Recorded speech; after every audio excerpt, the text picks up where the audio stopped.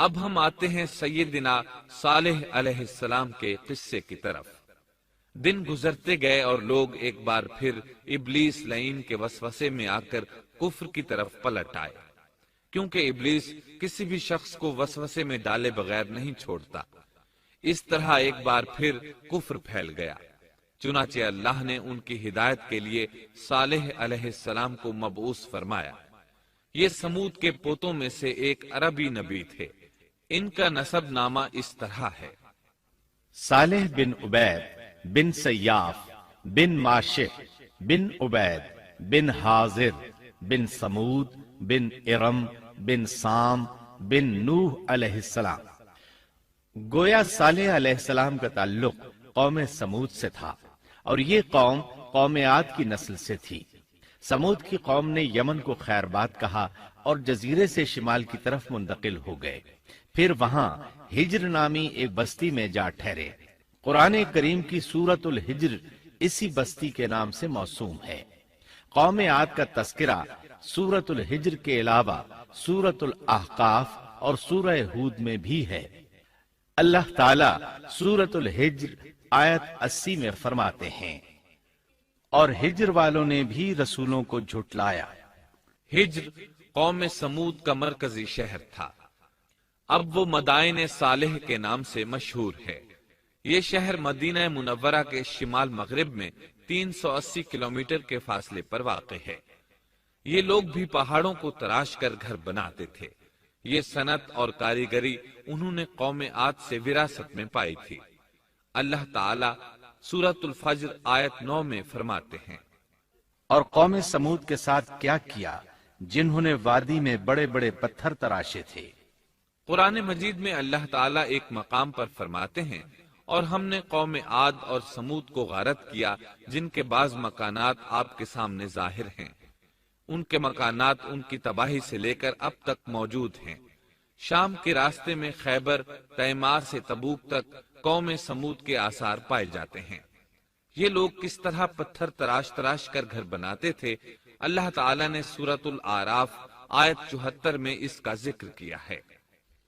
اس وقت کو یاد کرو جب اللہ تعالیٰ نے تمہیں قوم عاد کے بعد جانشین بنایا اور تمہیں زمین پر رہنے کا ٹھکانہ دیا کہ نرم زمین پر محل بناتے ہو اور پہاڑوں کو تراش کر ان میں گھر بناتے ہو۔ سو اللہ کی نعمتوں کو یاد کرو اور زمین میں فساد مت پھیلاؤ۔ یہ آیت ان کی طاقت، جسم کی صلاحیت اور ماہر فن ہونے پر دلیل ہے۔ پہاڑوں کو تراشنا دراصل قوم عاد کی عادت تھی۔ یہ بھی چونکہ انہی سے تھے، اس لیے وراثت میں یہ کام انہیں بھی آ گیا تھا۔ جس طرح اللہ نے عاد کو اپنی نعمتوں سے نوازا تھا، اسی طرح سمود کو ان سے بڑھ کر نعمتیں دی تھی۔ اللہ تعالیٰ صالح علیہ السلام کی زبانی ان سے فرماتے ہیں: اے قوم سمود، کیا تمہیں ان چیزوں میں بے فکری سے رہنے دیا جائے گا، یعنی باغات، چشموں، کھیتوں اور کھجوروں میں جن کا خوشہ ملائم ہے، اور تم پہاڑوں کو تراش کر پرتکلف گھر بناتے ہو؟ پس اللہ سے ڈرو اور میرا کہنا مانو۔ لیکن ان لوگوں نے ہر طرح سے قوم عاد کی پیروی کی، نصیحت پکڑنے کی بجائے بتوں کی عبادت شروع کر دی۔ اللہ نے ان کے درمیان صالح علیہ السلام کو مبعوث فرمایا۔ آپ نبوت ملنے سے پہلے بھی عقل مند اور علم والے تھے، باعزت گھرانے سے تعلق رکھتے تھے، اپنے معاملات میں لوگ ان سے مشورے لیتے تھے، لہٰذا انہیں ایک خاص مقام حاصل تھا۔ لیکن جب آپ نے انہیں ایک اللہ پر ایمان لانے، اس کے سوا کسی کی عبادت نہ کرنے کی دعوت دی تو ان کا ساتھ چھوڑ گئے۔ جواب میں ان سے کہنے لگے: اے صالح، اس سے پہلے تو ہم تجھ سے بہت کچھ امیدیں لگائے ہوئے تھے۔ مطلب یہ کہ پہلے تو ہمارے نزدیک آپ کا بہت مرتبہ تھا، مقام تھا، ہمیں آپ سے بہت امیدیں تھیں، لیکن آپ نے تو یہ باتیں کہہ کر ہماری ساری امیدوں پر پانی پھیر دیا۔ ان کے اس جواب کے باوجود صالح علیہ السلام انہیں اللہ کی طرف بلاتے رہے اور ان سے کہتے رہے: اے میری قوم، اللہ کی عبادت کرو، اس کے سوا تمہارا کوئی معبود نہیں۔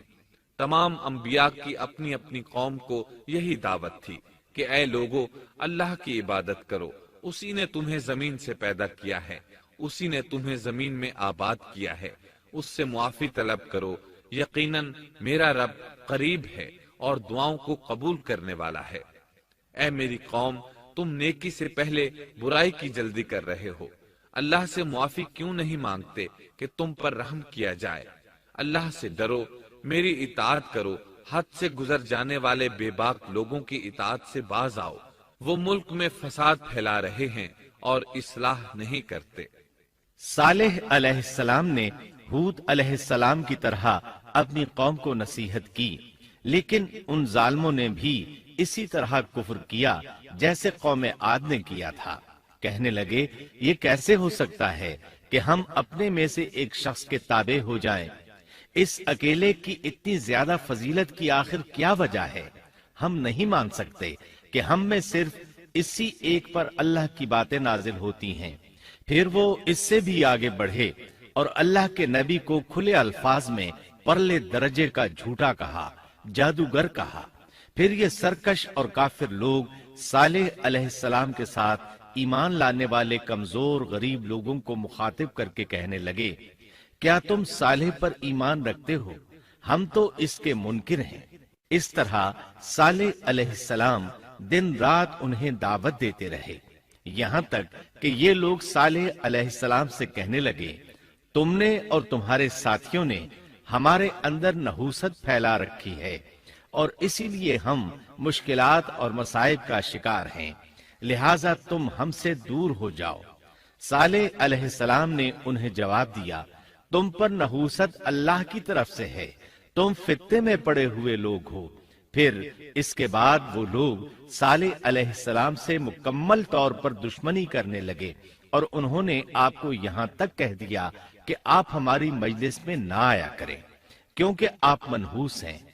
پھر بات یہاں تک پہنچی کہ صالح علیہ السلام نے انہیں اللہ کے عذاب سے ڈرایا، دھمکایا اور کہا، اے میری قوم کے لوگوں، ذرا بتلاؤ تو اگر میں اپنے رب کی طرف سے کسی مضبوط دلیل پر ہوا اور اس نے مجھے اپنے پاس سے رحمت عطا کی ہو، پھر میں نے اس کی نافرمانی کی، تو کون ہے جو اس کے مقابلے میں میری مدد کرے؟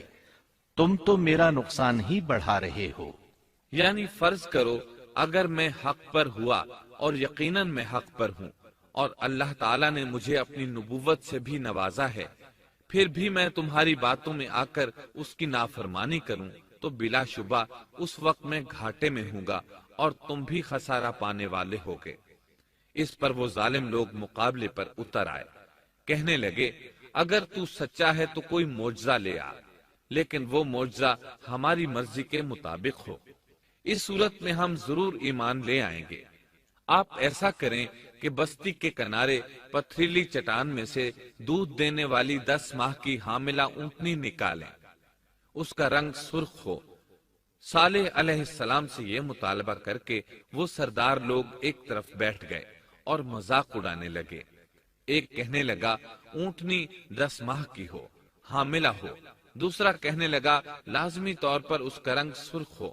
پھر ایک تیسرا سردار بولا اس کی کھال پر بہت زیادہ اون ہو۔ چوتھا بولا موٹی تازی ہو، ہم نے پہلے اس قسم کی اونٹنی دیکھی نہ ہو۔ پانچواں بولا وہ اتنی بڑی ہو کہ اکیلی ایک دن تمام کنویں کا پانی پی جائے اور دوسرے روز ہم پیئیں۔ یہ لوگ اسی طرح مذاق اڑا رہے تھے کہ صالح علیہ السلام نے ان سے کہا، اگر تمہاری مطلوبہ اونٹنی تمہیں مل جائے تو کیا تم ایمان لے آؤ گے؟ سب نے مل کر کہا، ہاں ضرور لے آئیں گے۔ صالح علیہ السلام نے فرمایا، تب تم ایک دن سب لوگوں کو جمع کر لو۔ مقررہ دن وہ لوگ جمع ہو گئے۔ ان کی موجودگی میں صالح علیہ السلام نے اللہ سے دعا کی، زمین پر زلزلہ طاری ہوا، ان کی آنکھوں کے سامنے چٹان پھٹی اور اس سے بالکل ویسی ہی اونٹنی نکلی جیسا کہ ان کا مطالبہ تھا۔ انہوں نے اپنی زندگی میں ایسی اونٹنی کبھی نہیں دیکھی تھی۔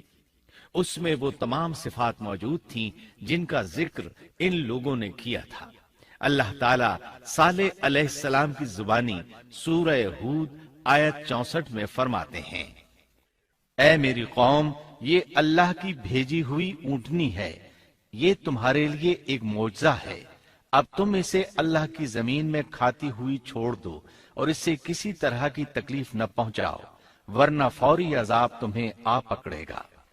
اس اونٹنی کو چونکہ کسی اونٹنی نے جنم نہیں دیا تھا، اس لیے اس کو ناقۃ اللہ یعنی اللہ کی اونٹنی کہا گیا۔ پھر صالح علیہ السلام نے فرمایا، لوگو سن لو، ایک دن یہ اونٹنی پانی پیے گی، ایک دن تم پیو گے، تم میں سے کوئی اسے تکلیف نہ پہنچائے، ورنہ اللہ کا بدترین عذاب تم پر نازل ہوگا۔ سورۃ القمر میں اللہ فرماتے ہیں، بے شک ہم اونٹنی کو ان کے لیے آزمائش بنا کر بھیج رہے ہیں، تم صبر کے ساتھ ان کے انجام کا انتظار کرو۔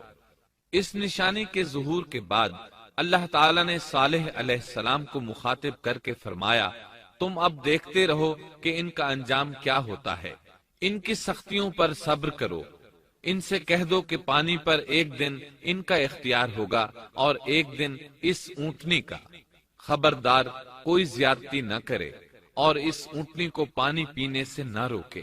سورۃ الشمس میں اللہ تعالیٰ فرماتے ہیں کہ ان سے اللہ کے رسول نے فرما دیا تھا کہ اللہ کی اونٹنی کی اور اس کے پانی پینے کی باری کی حفاظت کرو، یعنی اسے نہ تو پانی پینے سے روکو اور نہ ہی اسے کوئی تکلیف پہنچاؤ۔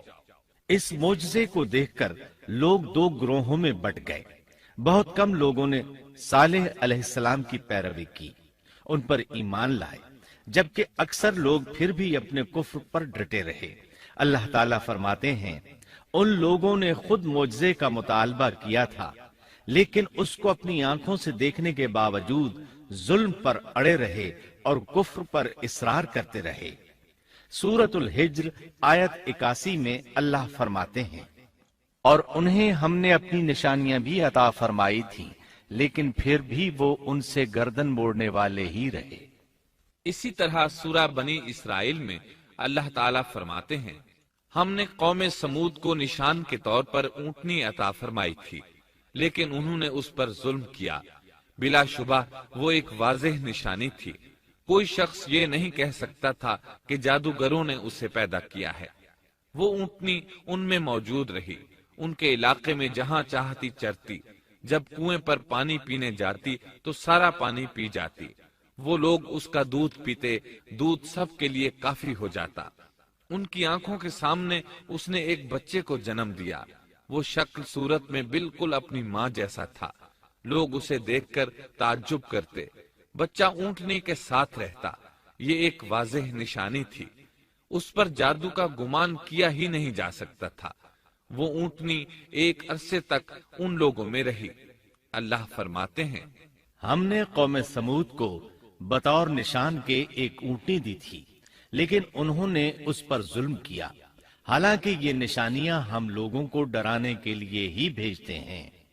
وہ لوگ اس اونٹنی کو دیکھ کر متعجب ضرور ہوئے، لیکن ایمان پھر بھی بہت کم لوگ لائے، حالانکہ اس نشانی کے بعد انہیں چاہیے تھا ایمان لے آئیں۔ پھر ایک دن قوم کے سرداروں نے مشورہ کیا کہ اگر ہم نے صالح کو اسی طرح چھوڑ دیا تو کہیں لوگ ہمیں نہ چھوڑ دیں اور صالح کے پیروکار بن جائیں۔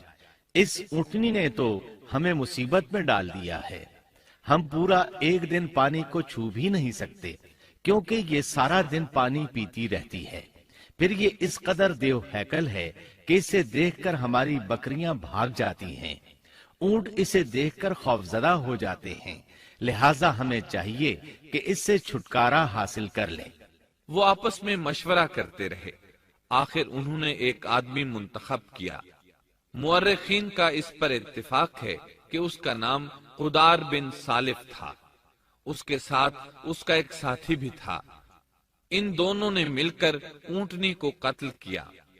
اللہ تعالی سورۃ القمر آیت 29 اور 30 میں فرماتے ہیں، پھر انہوں نے اپنے ساتھی کو بلایا، تب اس نے ہاتھ بڑھایا اور اس کی کونچیں کاٹ دیں، پھر دیکھا ہمارا عذاب اور ڈراوا کیسا تھا۔ اس قدار کے بارے میں نبی کریم صلی اللہ علیہ وسلم کا ارشاد ہے کہ پہلے لوگوں میں سے سب سے زیادہ بدبخت یہی تھا۔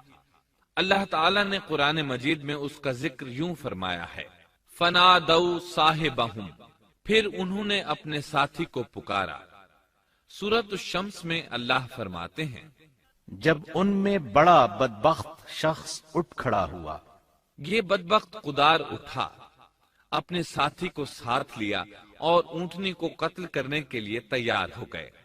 आपस में मशवरा हुआ कि ये न कहा जाए हमने उसे कत्ल किया है।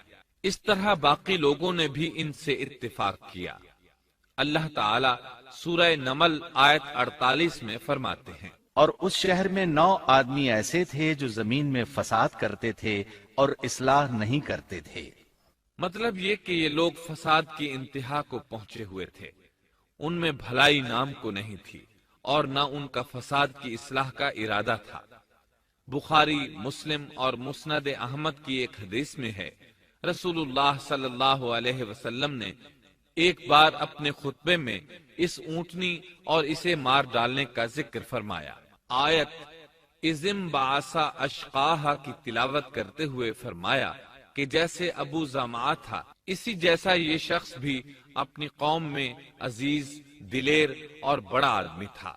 तमाम लोगों ने उस बदबख्त के साथ अहद किया और उसे यकीन दहानी कराई कि अगर तुम्हारे साथ किसी ने बुराई का इरादा किया तो तमाम कौम तुम्हारी हिमायत में उठ खड़ी होगी। इस यकीन दहानी के बाद ये बदबख्त ऊंटनी के इंतजार में बैठ गए। ऊंटनी पहाड़ की तरफ से आती थी और पानी पीकर वापस चली जाती थी। यही उसका मामूल था। जब इन लोगों ने चट्टान से ऊंटनी को निकलते देखा तो अचानक हमला करने के लिए आगे बढ़े, लेकिन उसका जुस्सा देखकर खौफजदा हो गए, उल्टे पांव भागे। बदबख्त कुदार ने अपने साथियों की ये हालत देखी तो हंस पड़ा और आगे बढ़कर ऊंटनी की रान में तीर मारा। इससे ऊंटनी की रान की हड्डी टूट गई और वो नीचे गिर गई।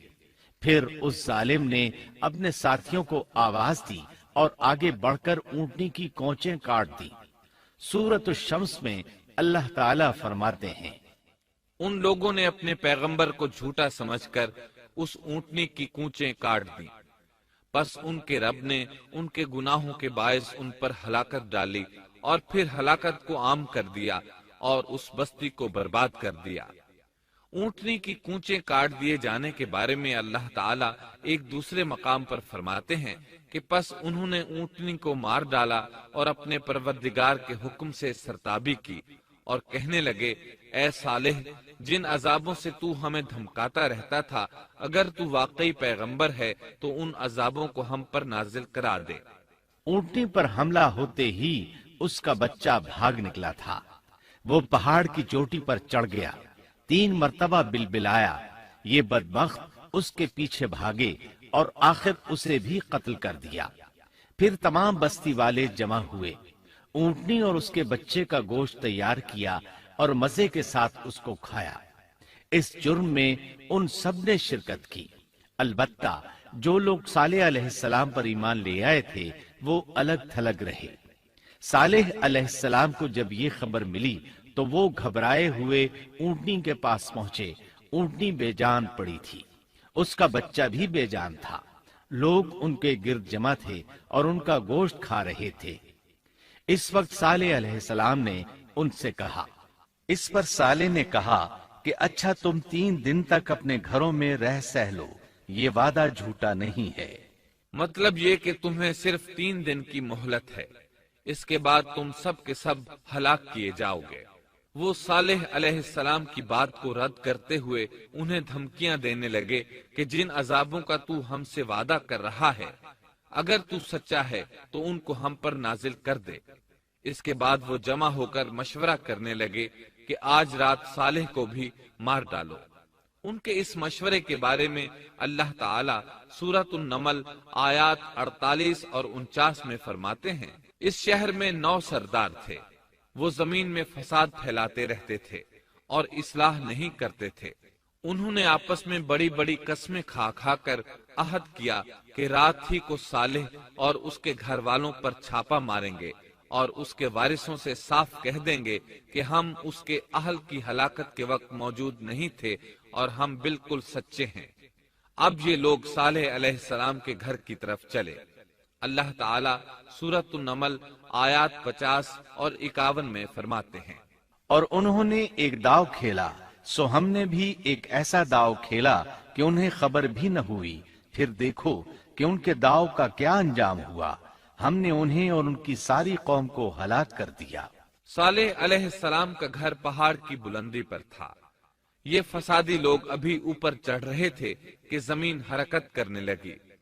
ایک چٹان اوپر سے لڑھکتی ہوئی آئی اور ان تمام کو پیس کر رکھ دیا۔ ان 9 فسادی لوگوں کی ہلاکت کے ساتھ ہی اللہ کے عذاب کی ابتدا ہو چکی تھی۔ چنانچہ صالح علیہ السلام نے اپنے ساتھیوں کے ساتھ اس بستی کو چھوڑ دیا، یعنی وہ ہجر کے علاقے سے نکل گئے۔ صبح ہوئی تو لوگوں نے ایک عجیب منظر دیکھا۔ قوم سمود کے تمام لوگوں کے چہرے زرد پڑ چکے تھے۔ وہ سب رونے لگے کیونکہ عذاب کے آثار شروع ہو چکے تھے۔